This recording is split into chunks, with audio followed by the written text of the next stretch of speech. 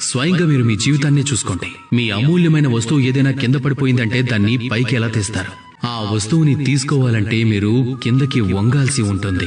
పెద్దల ఆశీర్వాదం తీసుకోవాలంటే ఎలా తీసుకుంటారు? మీరు తల వంచి వారి ఆశీర్వాదం తీసుకోవాల్సి ఉంటుంది. అవునా?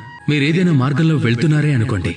అప్పుడు మీరు సరైన మార్గంలో వెళ్తున్నారా లేదా అని చూసుకోవాలి. మీ పాదాలకి ఏ ముళ్ళు గుచ్చుకోకుండా దాన్ని ఎలా చూస్తారు? మీరు తప్పకుండా తలంచి కిందకి చూడాల్సిందే. దాని అర్థం ఏమిటి? ప్రతిసారి తగ్గటం అంటే అస్సలు తప్పు కాదు. గౌరవాన్ని పోగొట్టుకోవటం అయితే అస్సలు కానే కాదు.